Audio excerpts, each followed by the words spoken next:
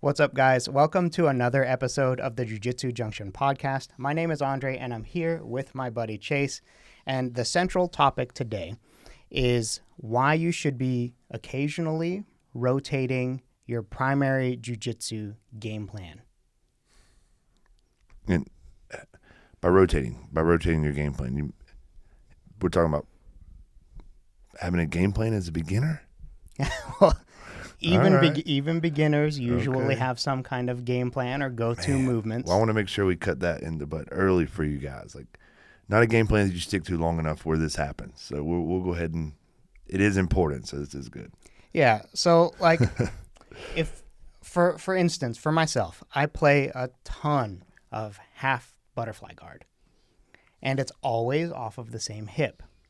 So if I don't take breaks from doing that, and I do that for months at a time, I end up with inflammation in my right hip. I have inflammation in my right knee, which is kind of flowing down from my right hip.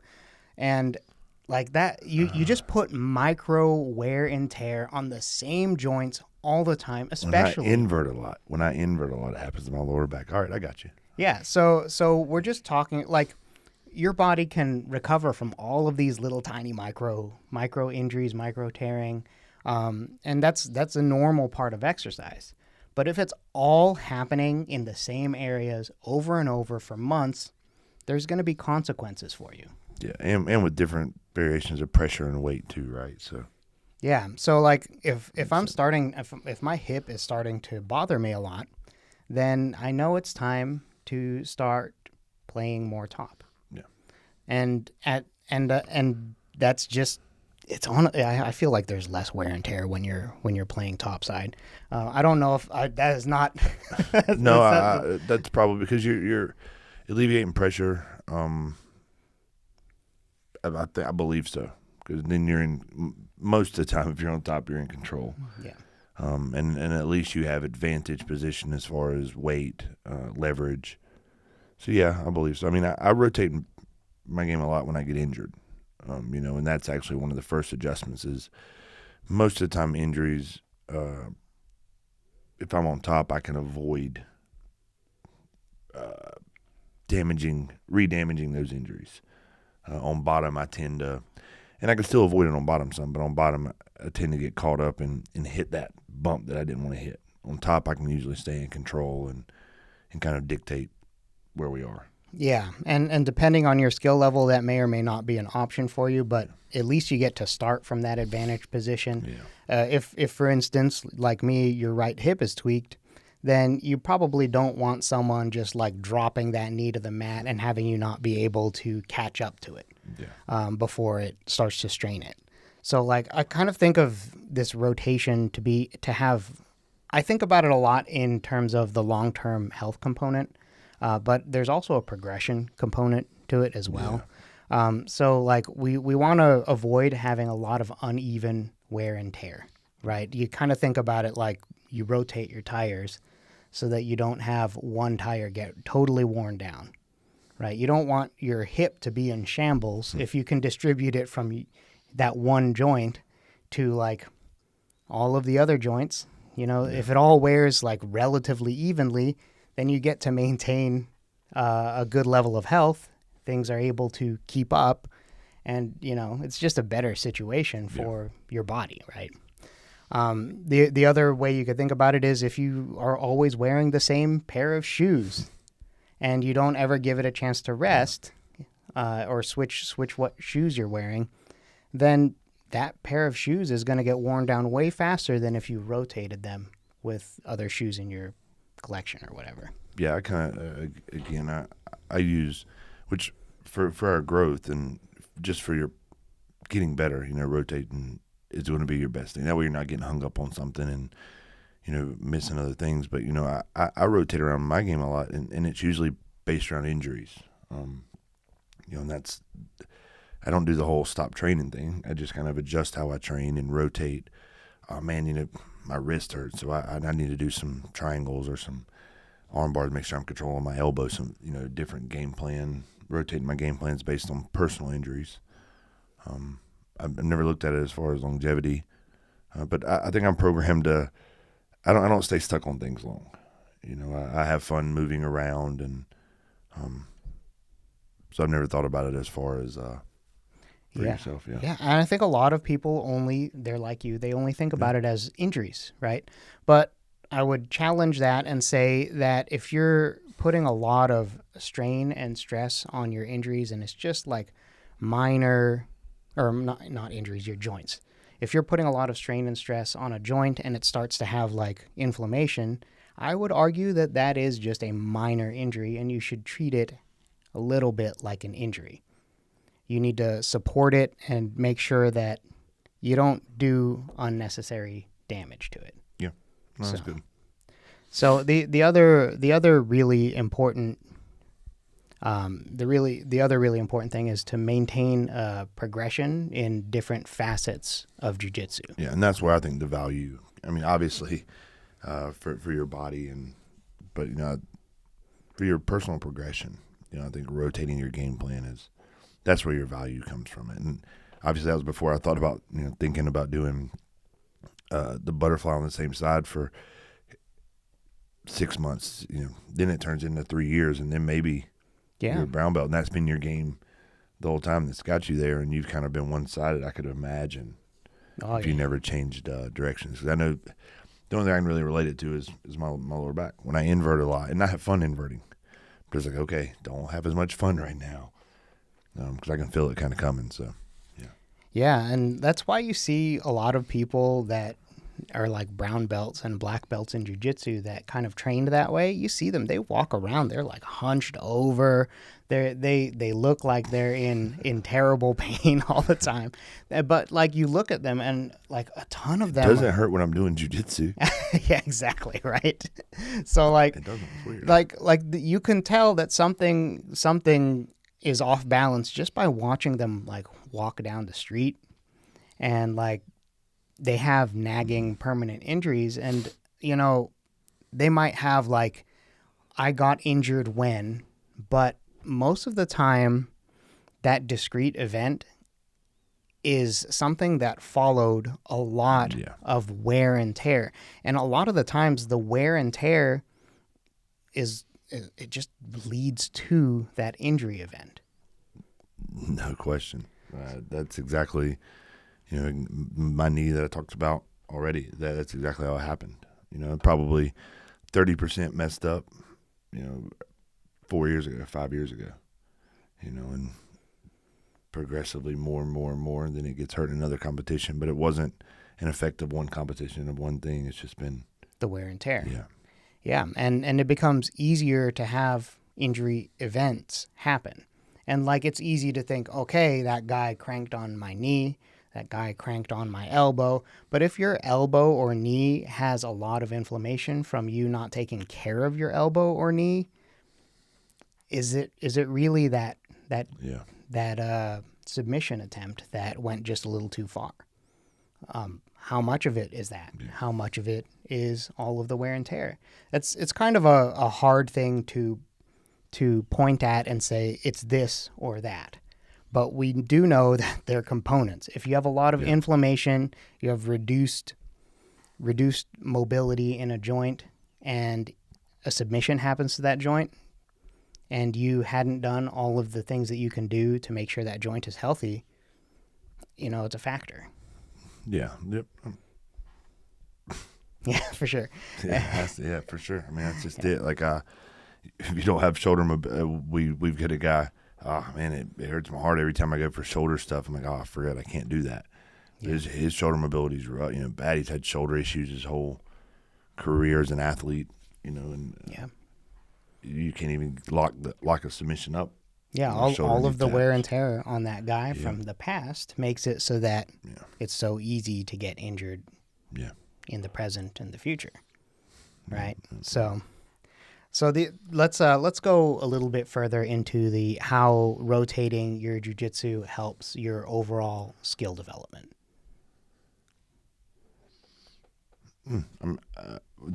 So with kids play video games, and I'm 33. My generation, that's what we done. We played video games and everything. Every single one of them, actually. I have them all. All of them. Every single one of the video. Well, I don't have, like, some of them would play the other ones, so I wouldn't have the one before. But I do have a PlayStation 1 and a PlayStation 2 just because the PlayStation 1 was a unique look. Yeah. But anyways, so I kind of look at it like on a character board. You know, you're developing a character and attributes to a character. You know, with the way I develop, whether it's clients, whether it's the kids I coach. And I'm real adamant. My whole life, I always clicked on the all-around character. Not much was I a specialist, and it was funny because I had friends that would be like, "Well, if you're all around, you're not a specialist. You know, you're not as good. I'm better in this." And we would always, you know, win some, lose some, all the above. But it was about making a complete. Like I would always chip off everything before I went back. You know, I made sure I rotated through strength and endurance and quickness and learned these 3 skills first, the baseline skills, before they learn the next skills. So that's exactly how, you know, I program kids, and even in my own game, I try to build it the same way. So I think it's rotating through techniques and systems, and that's the way to develop properly. That's interesting. It's very interesting to me that you make generalist characters in games. I'm telling you. Yeah, for sure. That is not what I do. Oh. I min-max the hell out of my game characters. However, I would not want to live as that game character after I min-max them. the guy, I heard I love it. Master of one, master of two, master of many. And like if you're a specialist, I doubt you got an option over time to master many. If you're a generalist, as long as you put your head down, you got time, and you got the work, you can master many. So it's like I truly believe that. So it's coming. It just takes a little more time. My characters now on those old games, they just smash it because they're everything. Yeah. Because they were so good at this, they picked up magic. How'd they pick up magic? You didn't even know you could unlock that. It's because you progressed them. Chase would be playing a bard. I don't know what that is. Exactly. I'm not that much. Some of those people will understand what I'm talking about. Well, I never, lower income family, so I never had computer games. It was always, we got a system it was a shared system. So I never got to play the computer unless I went across the street to my buddy's house, and I would always watch him. What would I watch? I can't. I'll think about it before it's over. But. Yeah. But yeah, I think that even skill development and even attribute development in a lot of ways just makes you a more healthy individual. It makes it easier to live your life and be content. Especially in those foundation years. You know, I mean, there's so much jiu-jitsu there. There's so much to experience. Like it would almost be a shame to get kind of caught up in a block. Because you don't have a lot of time. Maybe if you have a ton of time, you know, go ahead and start finding blocks and get caught up in them. But, you know, if we're looking at it the first, 1 to 3 years, man, experience it all, feel it all, find it all. Yeah, all of it is developmental. Yep, and all of it's super interesting. Yeah. And fun. Yeah, I mean, I can only imagine what it would be like to spend the first, year or two going only into leg locks and then just having things fall apart as soon as you get someone who could stomp their foot down and pass. Yeah. So you're not going to have as many answers to all of the variety of situations you're going to end up in. For sure. Yeah.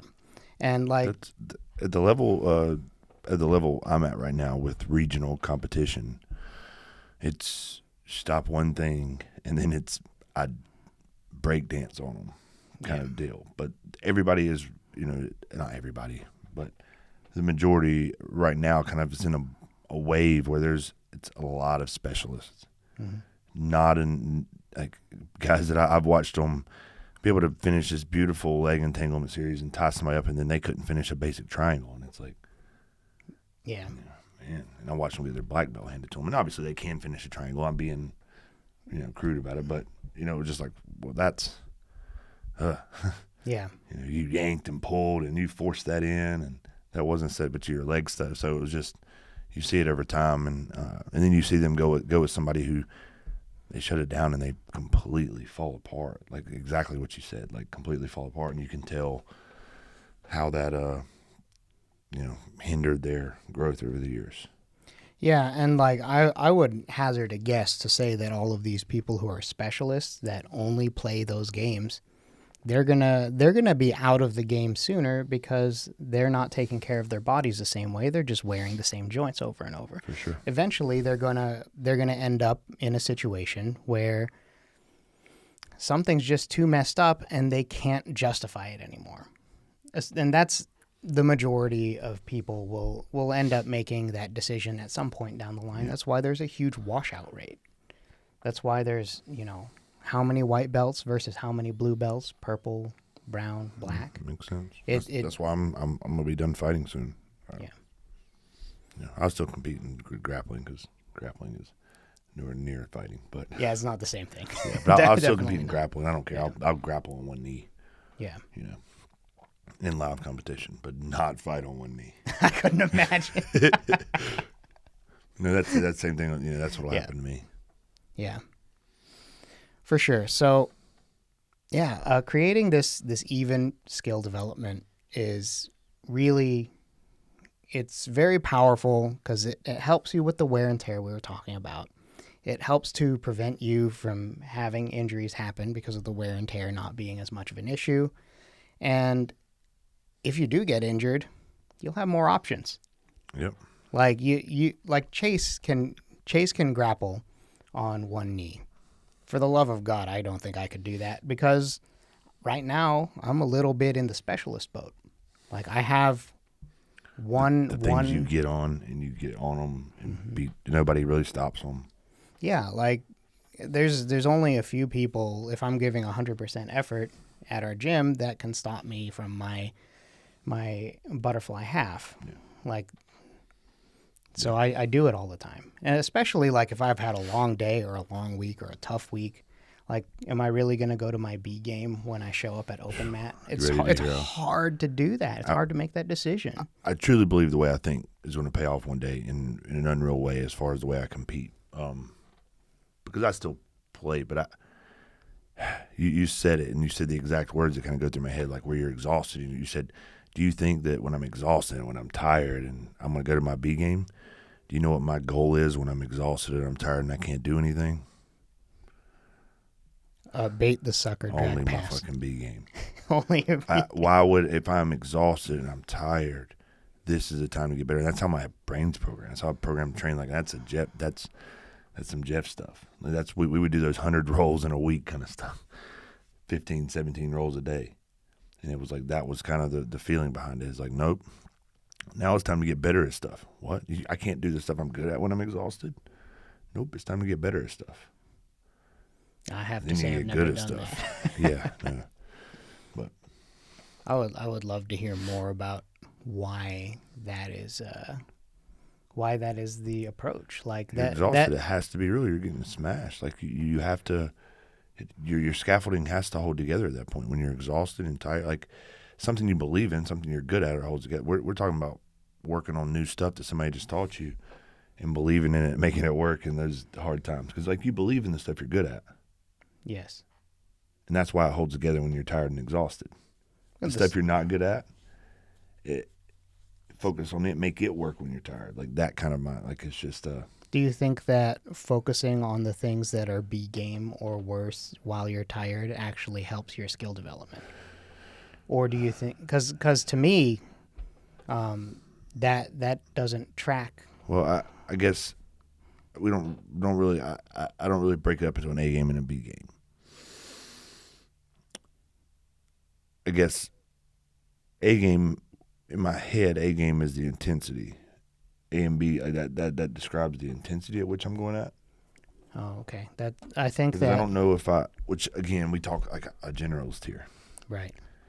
I don't know if I have, I mean, would you say other than, I guess, Anaconda? I was going to say your head pinch series is your A game. Yeah. Yeah, but I probably. You can do whatever you want to me. I don't know. But in my head, though, like that's just what happens in this grouping of you will end up in turtle a lot or something, like that's just what happens in that series. Okay. No, that is what's the cleanest right now. That is the cleanest right now. Yeah. Anybody that doesn't involve his knee as much. Anybody that happens, other than using it to put your head down, anybody that happens to fall into that hole right now is definitely caught. Yeah. Yeah.